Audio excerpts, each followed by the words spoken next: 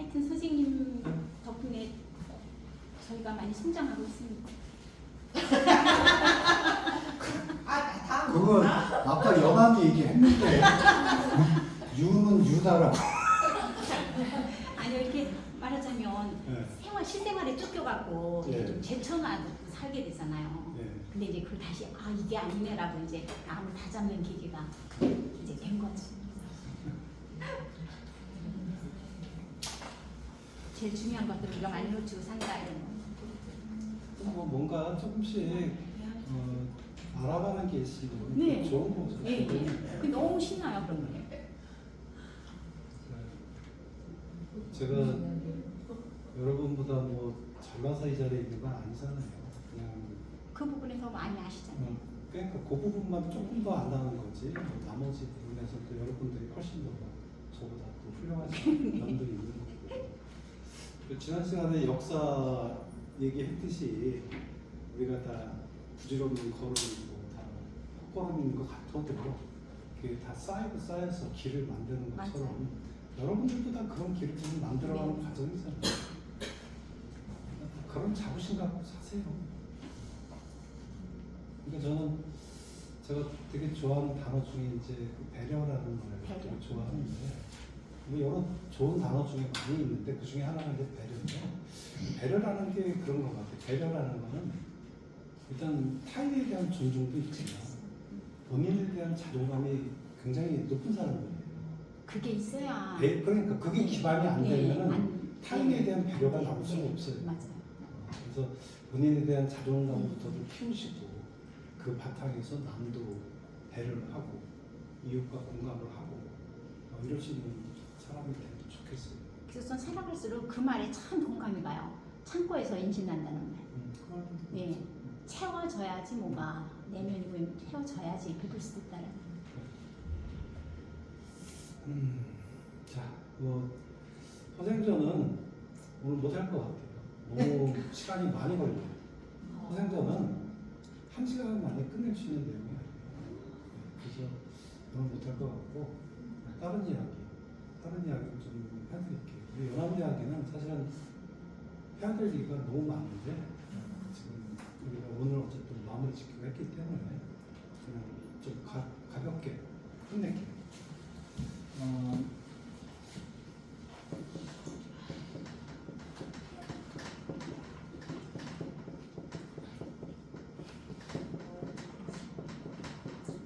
자, 이게 이제 벚꽃창신이라는 글인데 벚꽃해서 창신해라 이런 뜻이에요. 근데 벚꽃라는 거는 말 그대로 옛것을 이제 그러니까 모범적인 것을 본받으라는 얘기예요. 그 바탕에서 새로운 것을 만들어내라 이런 뜻이에요. 이 연암의 사상의 핵심은 아마 여기일 것 같아요. 여기. 그래서 오늘 연암을 마무리하는 시간이기 때문에 이 이야기를 하면서 끝내는 게 제일 좋을 것 같아요. 일단 이 벚꽃라는 거는 이 안에는 사실은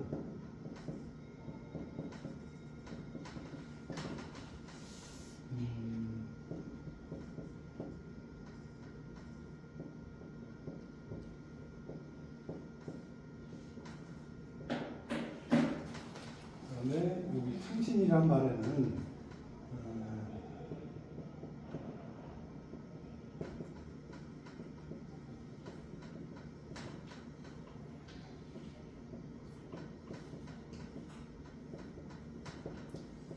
이런 뜻이 숨어 있어요. 이 벚꽃의 지변이라고 했는데 벚꽃하되 이건 이는 재밌는 한자예요. 그러나도 되고 그리고도 돼요. 경우에 따라서 해석이 달라지는데 여기서 그러나로 해석을 해야 돼요. 그래서 옛것을 모범으로 하되 지변 변할 줄 알아야 된다는 얘기예요. 그대로 답습하는 건 뭐예요? 그냥 모방이잖아요. 모방이라는 거는 전혀 새로운 게 아니죠. 그 모방만 하는 사람은 인류가 될 수가 없어요. 그래서 우리가 그림 그리는 사람들 중에서도 그냥 모방만 하는 화가들도 있어요. 그 위작들 만드는 거죠. 요즘 뭐 김건희 때문에도 뭐 위장 논란이 나오고 그러지만 그런 위작 같은 경우 이걸 못하면은 위장만 하고 마는 거예요. 모방에 그치는 거예요. 또 창신이라고 해서 우리가 흔히 뭐 창의성 얘기 많이 해요. 우리 아이들 창의성 있게 길러야 된다. 창의력이 그죠? 최고다 이런 말을. 이렇게 창의력이라는 게 갑자기 뭐 하늘에서 툭 떨어지나요? 그 애들 보면 되게 좀 엉뚱한 애들 있죠. 어렸을 때 보면 되게 엉뚱하고 뭐 좀 기발하고 이런 애들 있어요. 근데 그냥 엉뚱하고 기발한 거야. 어린애들의 그 엉뚱함과 기발함이 그게 뭔가 깊은 사고나 지식이 뒷받침이 되지 않는 그런 엉뚱함이라는 거는 어쩌면 그건 뭐 원도의 하얀 집과 좀 비슷한 사고일 수도 있어요. 그냥. 그래서 창신을 하되 새롭게 만들 때 그러나 또 고전, 법전, 경전 이런 거에 능해야 된다는 얘기예요. 그러니까 기본적인 지식이 없이 만들어지지 않는다는 얘기야. 내가 지난 시간에 이면호 시인 얘기하면서 비록 노동자였지만 도서관에서 책을 많이 읽다 보니까 어느 날 저절로 글이 써지더라 이런 표현. 저는 참 공감을 해요. 그 표현에. 우리가 가방끈 학교에 뭐 높낮이 가지고 그 사람의 지식이나 인품이 결정되는 거 아니에요. 그잖아요. 비록 뭐 학교를 못 나왔어도 초등학교만 나왔어도 얼마든지 훌륭한 사람이 있을 수 있고 배움의 깊이가 있는 사람들도 있죠. 장정인 같은 시인도 그런 분이죠. 그 친구도 공부를 못했어요. 그래서 그냥 남산도서관 가서 매일 책 보는 게 일과였던 거죠. 그럼 어느 날 써지는 거예요. 어느 날. 그러니까 들어간 게 많으니까. 그래서 제가 그때 얘기했잖아요. 뭐 입력되는 게 있어야지 나오는 게 있는 거지. 입력도 안 된 상황에서 나와봐야 그 생각이라는 게 어때요? 되게 얕지, 얕고 그런 엉뚱함은 좋은 엉뚱함이 아니야. 그잖아요. 이런 새로움이 있어야 돼.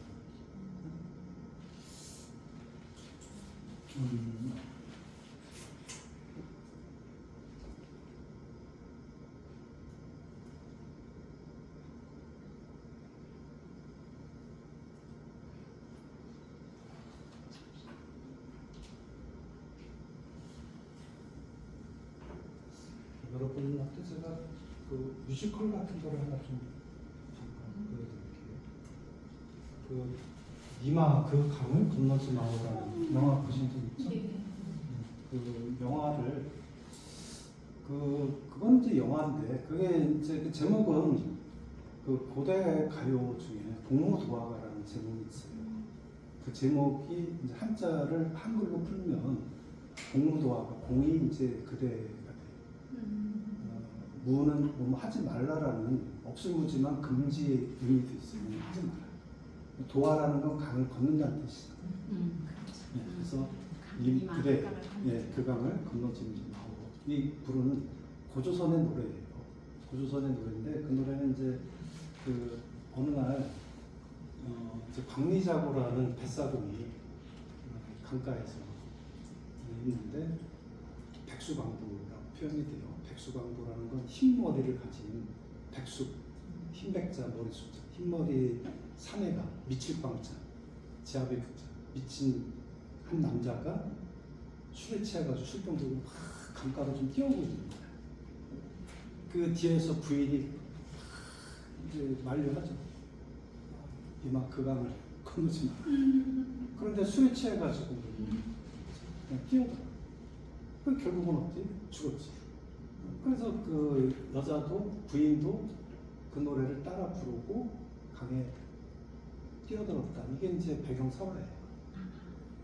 그래서 이제 그걸 본 광리자고가 집에 가서 자기 부인 여옥이한테 사연을 들려줬더니 여옥이 그 노래를 불렀다. 여기서 이제 전해지는 노래가 공무도화가인데 그게 이제 그 니마 그 강을 건너지 마 그런 식으로 영화 제목으로 나와서 영화도 그 보면 되게 좀 애절하죠. 할머니가 안 보신 분들 많나? 네? 안 보신 분 많아요? 그게 좀 오래됐죠. 우리는 맞는데 젊은 사람들은 점점 누구 있어요? 아니 그게 좀 한 10년, 20년 넘어서 한참 그랬지 않았었나 싶어. 뭐 이제 되게 76년을 함께 산 부부예요. 네. 그래서 아주 이제 노 부부가 할아버지가 장난기가 무지하게 네, 많아서 너무 귀여우세요. 그래서 막 낙엽 쓸라가도 뭐 부인한테 이렇게 찍고. 해주고 또 꽃피면 꽃 꺾어다가 부인한테 선물해주고 소년이 같아, 진짜. 네. 그리고 막 둘이 막물 뜨거운 물장난도 하고 그래서 진짜 되게- 그 할머니 입장에서는 이마 그 강을 건너지만 우리가 나을 것 같아요. 그렇죠. 네. 거기는 이제 공호도화가랑은 배역은 바뀌었는데 어쨌든 그런 내용이에요. 근데 그거는 공호도화가는 짧은 시간 있고 또 김광석의 노래 중에 어느 60대 네, 노부부의 사랑 노부부의 이야기. 이야기 노래 있잖아요. 네. 그 노래를 공무도화가 그 부분하고 니마크 강을 건너지마하고 그 영화하고 그 합성을 해서 새로 풍류대장이라는 예전에 한 프로에서 그거를 젊은 국악인들이 재해석을 한 거예요. 지금 제가 얘기하는 벚꽃 창신의 의미를 생각하면서 한번 들어보세요. 그것도 몰랐네.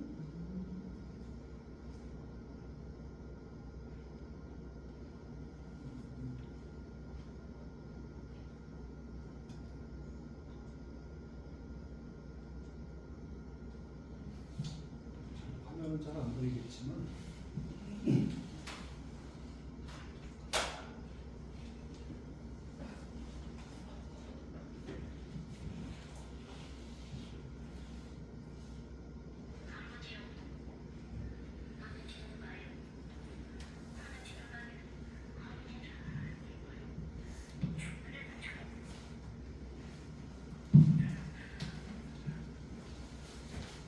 가서 보시죠. 소리가 크다. 되게 큰가?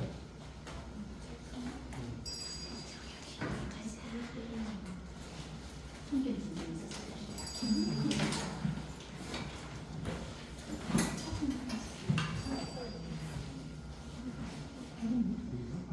소리가 없어.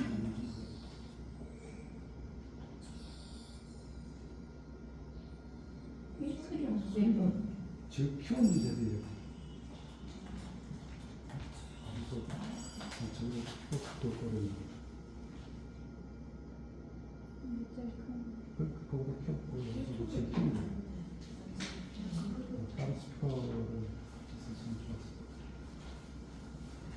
유튜브 있잖아요. 네, 유튜브에 이게. 단톡방에 올리죠. 풍류대장? 저기 이렇게 치세요. 서 단톡방에 단톡방에 올려드릴게요. 잠깐만.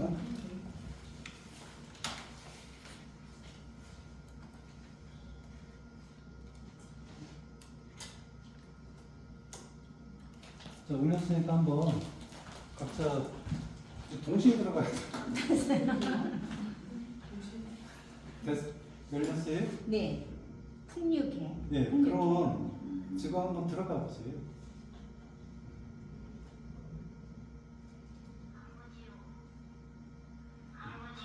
아무래도 크게 더 잘해. 그걸 크게 하는 게 낫겠지.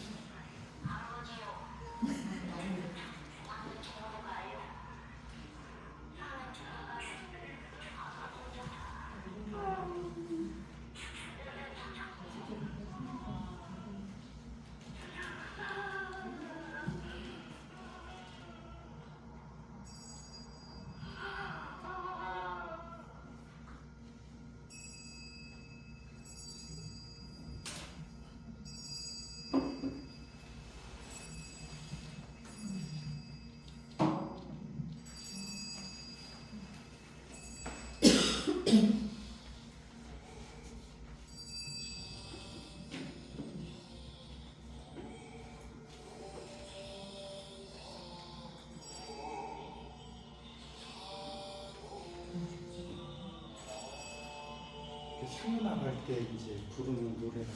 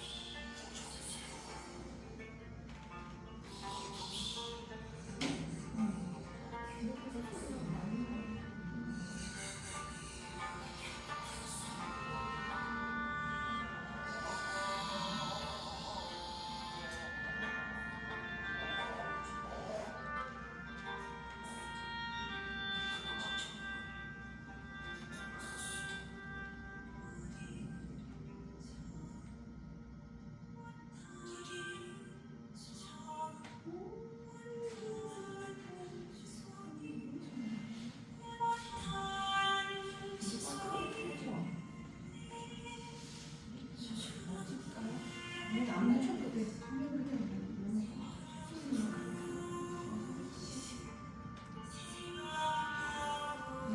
좋아요.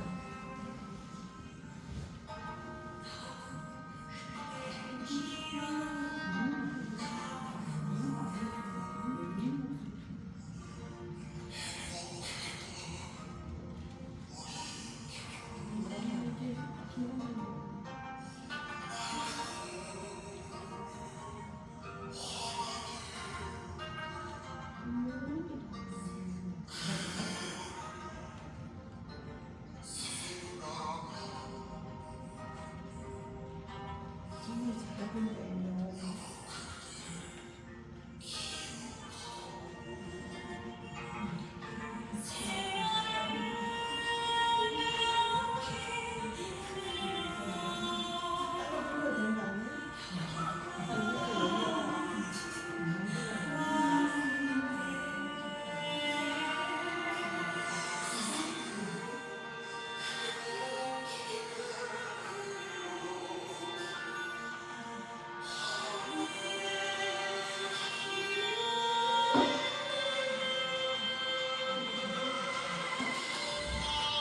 자, 이제 나머지는 집에 가서 한번 들어보세요.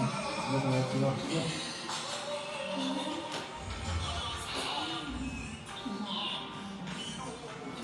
도망가요? 그래서 보기 싫으세요? 빨리. 이거 여기 좀 다시 좀 올릴 거 좀 있어요. 이것도 두 개 좀.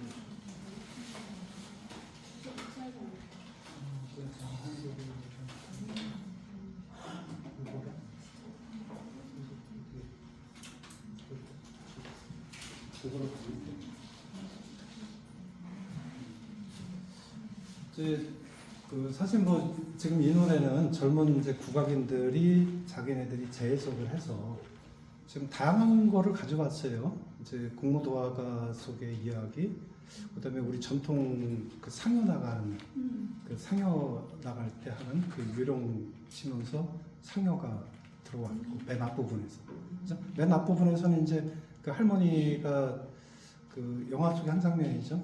이제 그 할아버지 돌아가시고 나서 무덤가에서 그 하는 대사부터 시작을 했고, 그러니까 골고루 이제 가지고 온 거예요.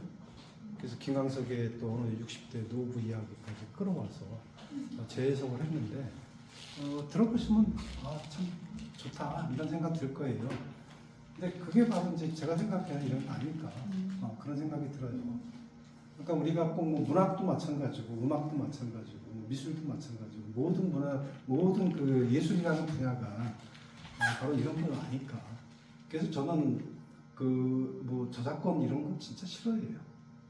세상에 저작권 쥐가 만든 게 어디 있어요? 다 누군가가 만들어 놓은 거 조금씩 갖고 와갖고 만드는 거지. 그러면서도 이거 내 거다 이렇게 우긴다는 게 좀 너무 말도 안 된다고 봐요.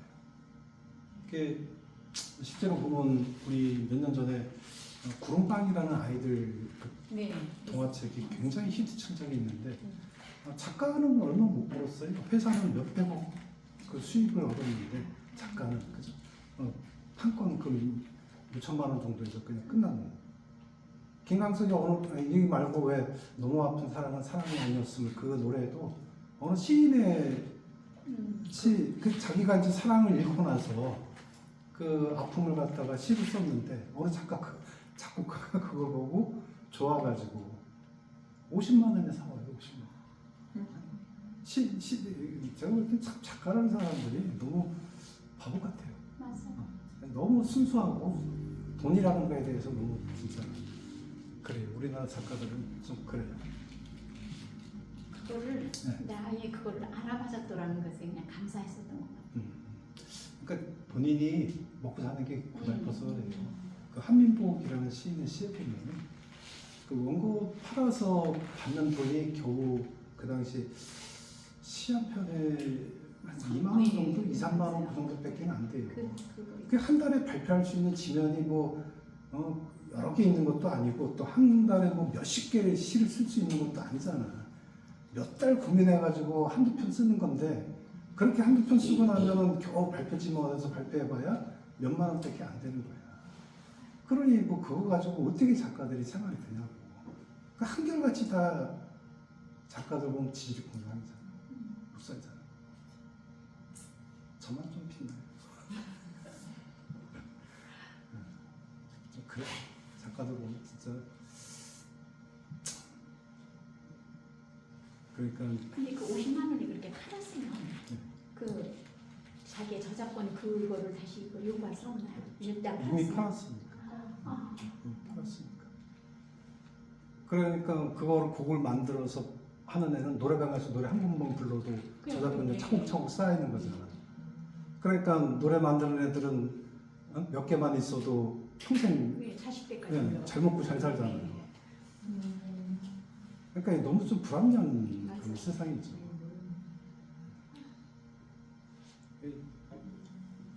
인류 작가들도 도서관에 초청해서 강의를 할 때 그분들이 얼마 받을 것 같아요? 우리나라 최고의 작가들이.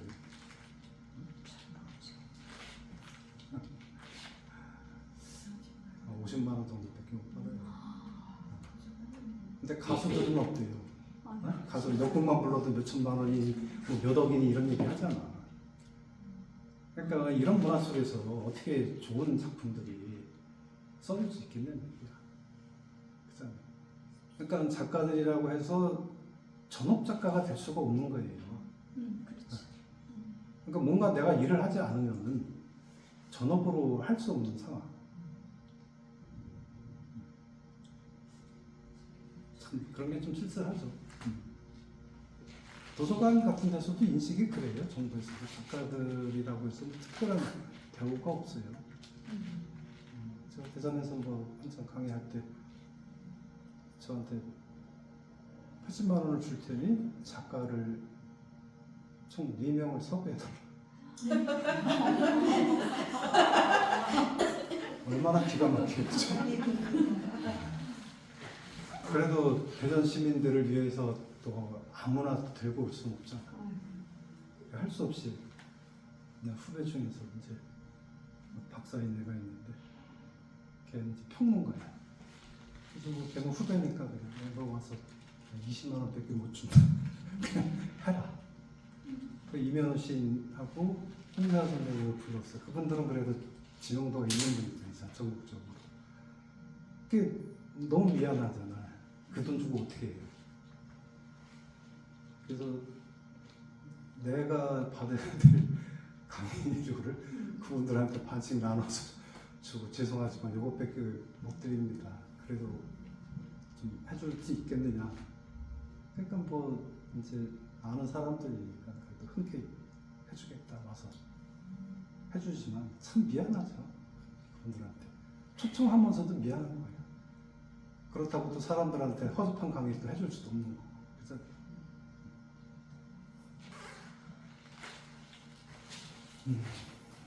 자 여기 또 올려놨거든요. 먼저 저는 이거 위에 있는 그 산울림의 내 마음의 주단을 깔고 그 노래를 한번 그 노래는 다 아세요? 그 노래를 먼저 듣고 그 밑에 이승윤이가 부른 또 내 마음의 주단을 깔고를 리메이크한 건데 뭐 비교를 한번 해보세요. 근데 내 마음의 주단을 깔고 그 노래 자체도 이미 그 당시 굉장히 획기적인 그런 곡이에요. 70년대 후반에 그 당시는 이제 조용필이 아주 인기가 있었던 그 시절인데 그런 유의 음악과는 전혀 다른 그런 음악이었었어요. 산울림의 노래들이. 네, 산울림. 그 대학가요제 이제 나와서 나 어떻게라는 곡으로 대상 차지하면서 이제 활동을 했는데 그 내 마음의 주단을 깔고가 78년도에 발표된 그 앨범 안에 아마 있을 거예요. 그 노래 들어보시면은 그게 앞에 전주가 굉장히 길어요. 전주가 한 3분 정도가 전주인데 그 다음에 노래 그 뒤에 노래하고 이승윤이가 불러준 그 노래하고 저 이승윤이는 좀 아시는 분들도 있지 않아요? 그 뭐 싱어게인 1회 우승자인데 저는 그때 걔가 부르는 저 노래 듣고 진짜 완전히 뿅 갔어요. 진짜 요즘 말로 뿅 갔어요. 이야, 이 새끼 천재구나. 진짜 그런 생각이 들더라고. 한번 두 곡을 비교해 보면서 들어보세요. 들어보시면 우리나라에서 이런 리메이크라는 게 꼭 나쁜 것만은 아니에요. 그죠? 이렇게 이런 바탕 속에서 할 수만 있다면. 그리고 이제 우리가 강의도 언제 한 번은 하겠지만 그 봄날은 간다라는 되게 그 유명한 곡이 있잖아요. 그죠? 봄날은 간다 버전이 무지하게 많아요. 그 버전이. 1950년대 이제 백설인가 그 분이 불렀던 노래인데 그 노래가 참 구성지고 좀 애달프고 그러죠 노래가. 네, 그래서 그 노래를 여러 사람들이 정말 많은 사람들 우리가 잘 아는 나훈아, 주용필 그 옛날 사람들 지금 죽은 김정호 같은 사람들 김정호 근데 저는 여러 버전의 노래를 쭉 이렇게 들어보면서 보니까 그 김정호가 부른 노래하고 장사희 씨가 부른 노래 그 풍이 좀 비슷한 것 같아요. 좀 굉장히 애절하고 한이 서린 목소리잖아요. 그 사람들 목소리가. 그리고 나머지 사람들 또 조금씩 달라요. 그리고 젊은 가수 중에서는 린이라는 친구가 부른 게 있는데 그게 이제 드라마 눈이 부시게라는 드라마 되게 한때 유행했던 몇 년 전에 그죠? 그 드라마 속에서 삽입돼 있던 곡이기도 해요. 린이 부르는데 그 노래는 또 굉장히 또 섬세하고 그냥 되게 편한 그런 느낌이고 장사익이나 김종호 이런 사람들이 부르는 것들은 되게 좀 애달프고 이렇게 좀 그죠? 한이 절절히 배어 있어요. 그래서 예전에 한 동료 작가가 그 여자분이었는데 그 장사익 공연을 보러 갔다 봄날이 간다 그 노래를 듣고 그냥 펑펑 울었다라고 그러더라고 그 자리에서 그냥. 뭐 노래가 가진 힘이라는 것도 있고 또 봄날이 간다를 그 가수들도 이렇게 리메이크를 하지만 작가들도 그거를 그 3절까지 맞은 노래가 있는데 그거를 4절로 자기가 이제 만들어 또 어떤 사람들은 제목만을 가지고 와서 또 다르게 이제 시로 만든 그런 작품들이 많이 있어요. 그래서 그런 이야기도 나중에 한번 해보면 재밌을 것 같아요. 우리 벚꽃창신과 관련해가지고 한번 어떤 식으로 문학만 꼭 이렇게 창조적으로 구성되는 게 아니라 그 문학이 또 노래로도 가고 그죠? 노래가 또 이제 오기도 하고 그러죠. 그리고 또 보통은 그 문학 작품들이 먼저 만들어지고 그 작품을 가지고 재해석을 하면서 영화가 많이 되는데 고전들 보면 다 거의 영화가 돼 있잖아요. 근데 특이하게 영화가 먼저 히트치고 이제 소설로 만들어진 그런 것도 있어요. 혹시 아세요? 그거 뭔지?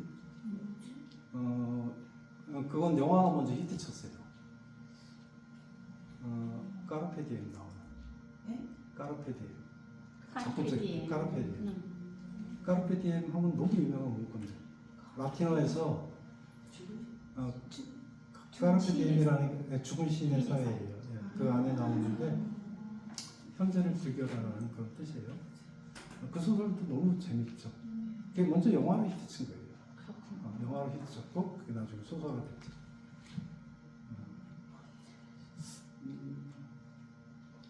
우리 교육 실정에는 좀 잘 안 맞는 그런 작품일 수는 있어요. 근데 저는 사실 그 작품이 우리 교육계가 진짜 진지하게 고민해야 되는 그런 작품 아닐까 좀 그렇게 생각을 해요. 키팅 같은 선생들이 많아야지 사회가 좀 아름다워질 것 같다는 그런 생각하죠. 창조적 변형한 책들 너무 많아요. 너무 많으니까 그건 나중에 하고 언제 한번 음악만 가지고 한번 얘기하는 것도 괜찮을 것 같아요. 그 노벨문학상을 몇 년 전에 누구죠? 박딜런인가? 그때 노벨문학상 받았잖아요, 가수가. 그죠? 그래서 제가 그때 그 소식을 듣고 어떤 사람이 이제 강연을 갔는데 질문을 해요. 이렇게 노래도 문학상을 받는 거에 대해서 어떻게 생각하냐 이렇게. 되게 좀 어려운 질문이죠. 근데 저는 가능하다고 했어요. 왜? 옛날엔 다 노래였어요. 노래를 우리가 지금 부르는 뭐 예를 들어서 초연가 같은 거 지금 우리는 뭐 동경달 밝은 밤에 밤늦게 눈이라가 이런 식으로 말로 하지만 예전엔 다 그게 노래였단 말이에요. 시조도 마찬가지예요. 다 노래. 그때 문학이랑 뭐 노래는 뗄래야 뗄 수 없는 그런 관계였던 것 같고, 그래서 우리가 흔히 뭐 음유시인이라고 하는 그런 저기 뭐 노래하는 사람들도 있고, 뭐 시인인지 노래하는 가수인지 경계가 좀 모호한, 우리나라에서도 그런 사람들 좀 있죠. 뭐 대표적으로 뭐 김민기 같은 분이 좀 그런 분이 아니었을까 싶어요. 김민기 네, 김민기 잘 알지 않나요? 뭐 아침 이슬 모동 유명하고.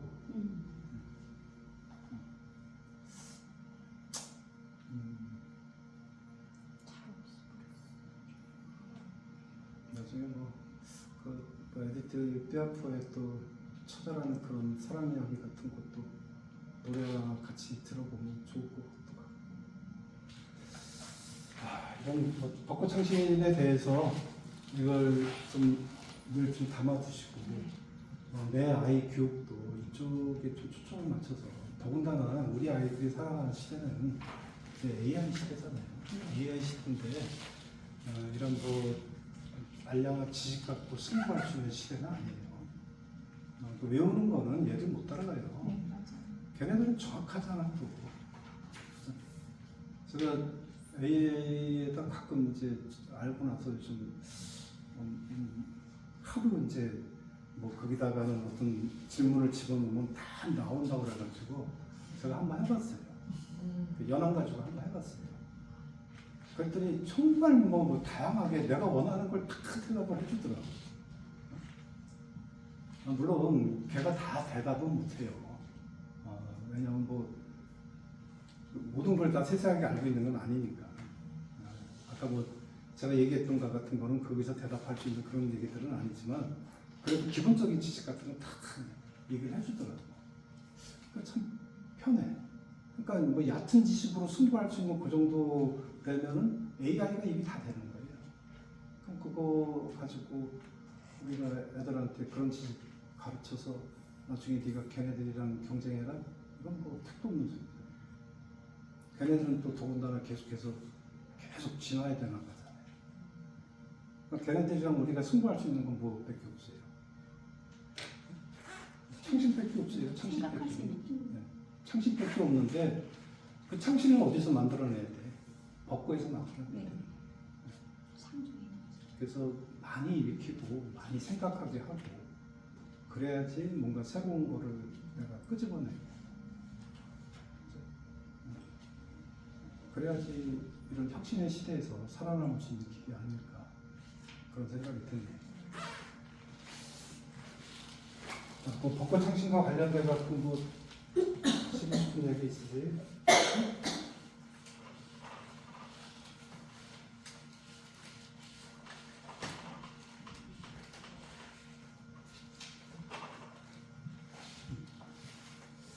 선생님, 네.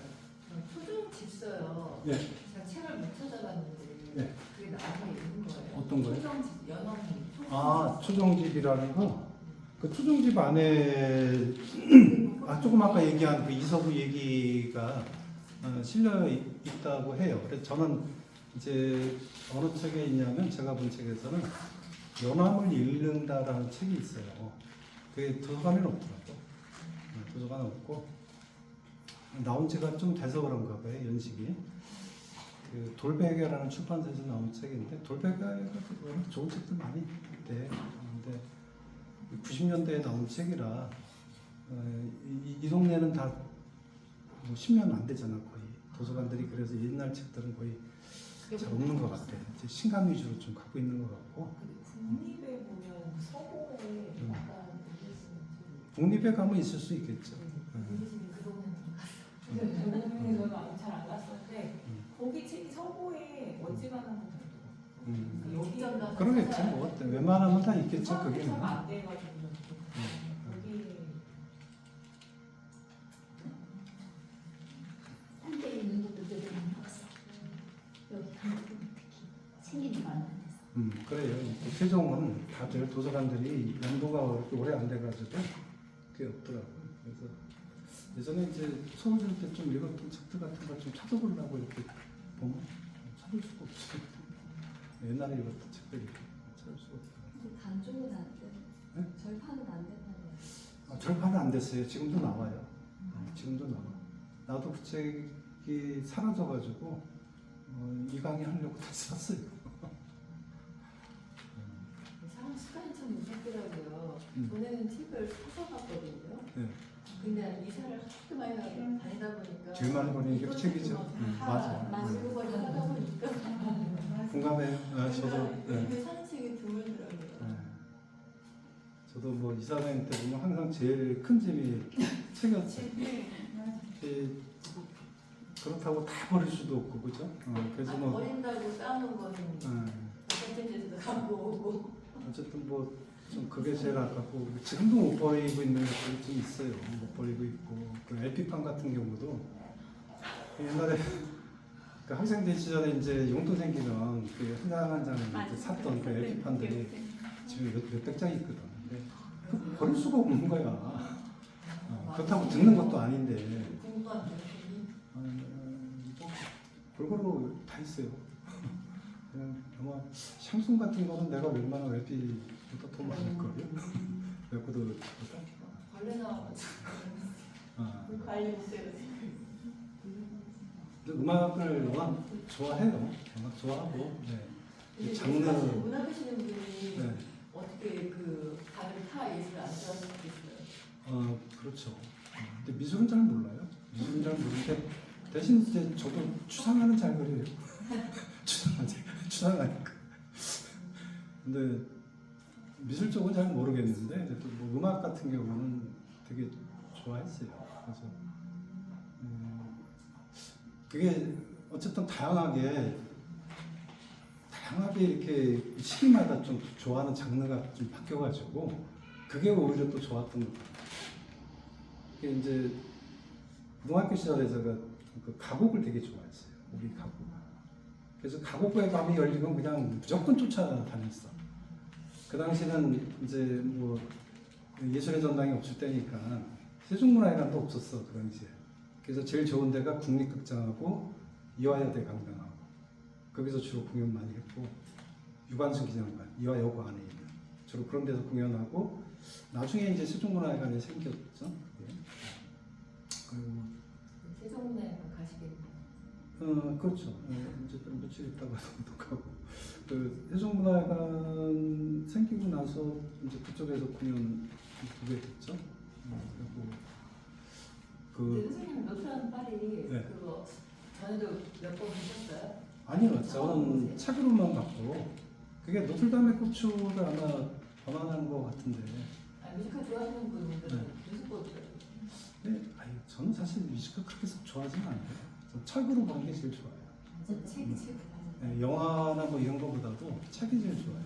그래서 첫 번째 때 선생님이가 그 뭐죠? 에스니 나오는 거 폭삭소가수다. 그 얘기 말씀하시는 건데 저는 영화 개인적으로 잘 못 보거든요. 그래서 그렇게 두루두루 음악 얘기, 영화 얘기 하는 게 너무 좋았거든요.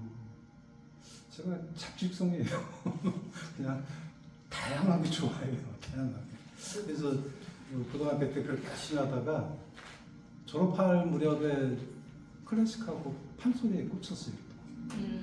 그래서 이제 또 판소리 열심히 쫓아다녔네. 그때 막 박동진이니 뭐 김소희 이런 그 당시 이제 최고 명창들 지금 다 돌아가셨지만 우리나라 국내 최고 그죠? 임혜방 같은 사람들의 그 춤 같은 거. 그 임혜방 그거의 춤은 와 진짜 그 가서 보면 환상이에요 환상. 그 푹푹 같은 거 치고 북춤 같은 거 치고 이렇게 보면 남자분인데도 그 선이 그렇게 보아요. 그러니까 승무라는 시에서 얇은 사 하얀 옷가랑 거기 접어서 라빌레라 파르라니 깎은 머리 박사고 거리 감추고 그 시의 장면들이 그 숨무춤 그거 잘 추거든요. 그 선언이 떠올잖아요. 네, 그냥 그 장면이 그대로 이제 시의 이미지랑 같이 막 겹쳐가지고 그게 보이니까 더 이제 생생하게 오는 거죠. 그리고 연극 같은 경우도 그 고등학교 때 그 국립극장에서 파우스트 공연을 한 거야. 그 장민호 그 당시 이제 최고의 연극 배우였었죠. 지금은 돌아가셨지만. 그래서 저는 연극이 다 그렇게 웅장하고 다 그냥 기가 막힌 건 줄 알았어. 그러다가 나중에 이제 소극장 가서 연극도 보러 왜 이렇게 시시하고 참 내용도 이렇고 그런가. 그 연극은 오히려 그래서 그게 독이 됐어요. 너무 처음에 너무 대작을 보는 바람에 그 다음부터 연극들이 너무 좀 시시해가지고. 선생님 출생만 부천에서 하시고 서울에서 계속 사셨나봐요? 예, 그 전에 태어나긴 그랬지만 7살 때 올라갔으니까 1학년, 8살 때. 그러니까 대부분 서울에서 다 하지.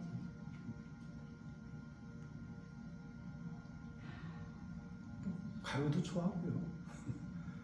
가요도 집에 많아요. 그래 재즈판도 가요.